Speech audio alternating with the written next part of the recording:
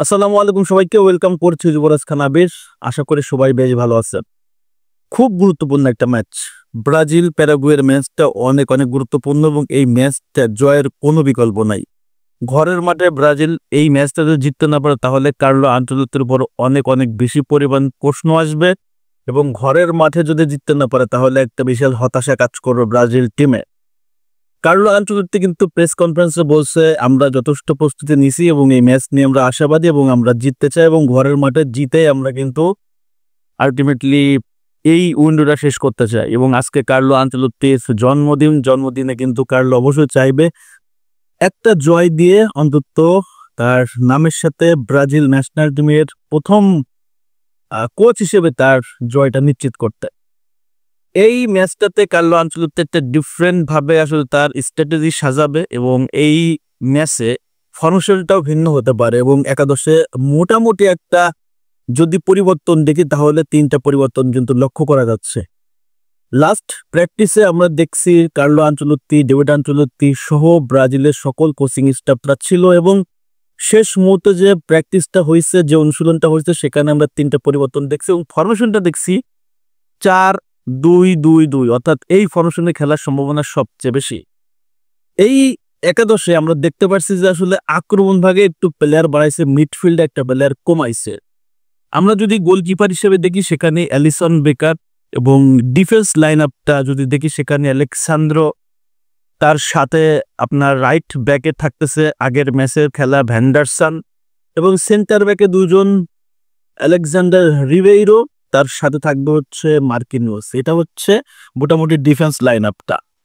মিডফিল্ডে গার্সনকে of করা হয়েছে, এখানটাতে ডাবল পিভট হিসেবে থাকবে ক্যাসেমিরোর সাথে ব্রুনো গুইমারেস। এই জুটিটা একদম কনফার্ম এবং নিশ্চিত। আক্রমণে আরো 2টা প্লেয়ার ইনক্লুড হয়েছে, সেটা হচ্ছে রাফিনহা এবং তার সাথে হচ্ছে গ্যাব্রিয়েল মার্টিনেল্লি এবং ফাইনাল থার্ডে 2জন ভিনিসিয়াস জুনিয়র এবং ম্যাথুস কুনহা। এই ফর্মেশনটা করার উদ্দেশ্য কি, কেন একাদশে এক্সট্রা ভাবে আসলে অ্যাটাকার রাখা হয়েছে, বিশেষ করে আপনার মার্টিনেল্লিকে, এটা একটু এক্সপ্লেন করি। দেখেন, আপনারা জানেন যে প্যারাগুয়ে লাস্ট কোপা আমেরিকাতে 3টা ম্যাচ হারছে, এরপরে বিশ্বকাপ বাছাই পর্বে একটা ম্যাচও হারে নাই। সেইখানটাতে তারা হারাইছে আর্জেন্টিনাকে, হারাইছে ব্রাজিলকে এবং লাস্ট ম্যাচ তারা কিন্তু উরুগুয়েকে হারাইছে 2-0 বলে। তারা একদম perfect solid defence, midfield control এবং আক্রমণে একদম সলিড ছিল, যার কারণে তাদের ফলাফলটা তাদের পক্ষে এবং কোনো ম্যাচ তারা হারে নাই। তো এই জায়গাটাই প্যারাগুয়ের এগেইনস্টে জিততে হলে ব্রাজিলকে অবশ্যই আক্রমণে ধার বাড়াইতে হবে। আমরা ইকুয়েডরের সাথে আক্রমণে একটু প্লেয়ার কম থাকার কারণে ইকুয়েডরের এই যে শুনশান ডিফেন্স, অর্থাৎ আপনার হচ্ছে ট্রাক পার্কিং ডিফেন্সের জন্য কিন্তু আলটিমেটলি ব্রাজিল গোল বের করতে পারে নাই, যার কারণে কার্লো আনচেলত্তি একটা ডিফারেন্ট স্ট্র্যাটেজি, এটা নিয়ে অনেক সমালোচনা এবং আলোচনা হবে। সো আমি মনে করি যে প্যারাগুয়ে অবশ্যই ডিফেন্সটাকে তারা চাইবে সক্রিয় রাখার জন্য এবং চাইলে তারা কাউন্টারে খেলবে, হয়তো বা অ্যাটাকে খেলতে পারে, বাট তাদের মূল স্ট্র্যাটেজিটা হচ্ছে ডিফেন্সিভ। এখন মার্টিনেল্লি এবং রাফিনা থাকবে এটা নিশ্চিত ছিল, বাট মার্টিনেল্লি গার্সনের জায়গায় থাকবে এটা কিন্তু অনিশ্চিত ছিল। তারপরেও গার্সনের জায়গায় মার্টিনেল্লিকে রেখে আক্রমণে ভিনির সাথে এক্সট্রা একটা পাওয়ার অ্যাড করছে, যে জিনিসটা ব্রাজিলকে অনেক বেশি পরিমাণ সহায়তা করবে আক্রমণের ক্ষেত্রে।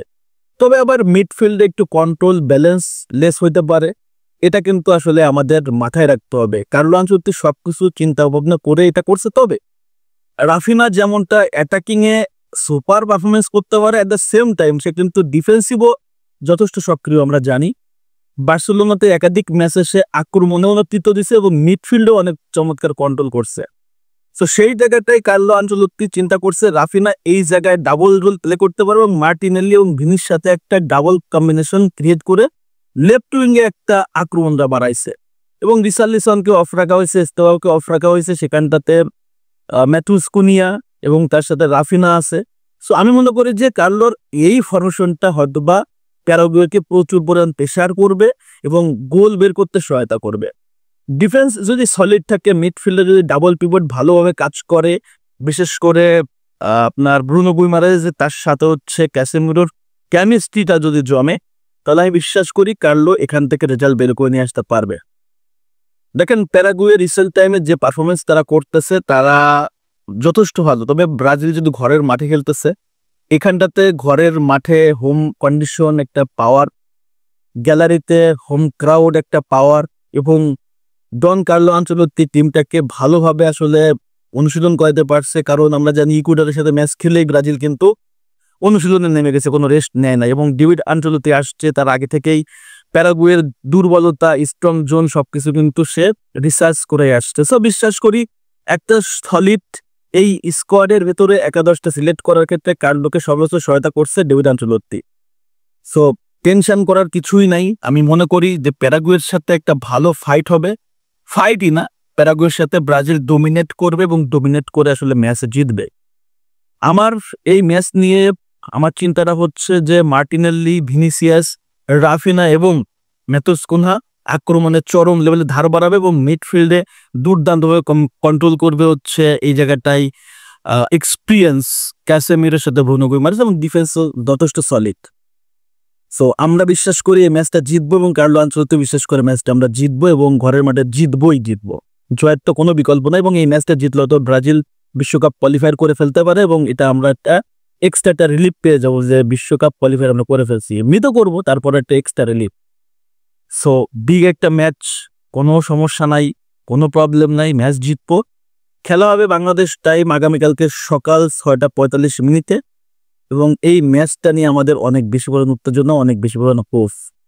আশা করি এই ম্যাচটা ব্রাজিল 2-0 বলে জিতবে। এটা হচ্ছে আমার পার্সোনাল প্রেডিকশন। আপনাদের প্রেডিকশনটা কি অবশ্যই কমেন্টস করে জানাবেন। সবাইকে ধন্যবাদ, সবাই ভালো থাকেন, আসসালামু আলাইকুম।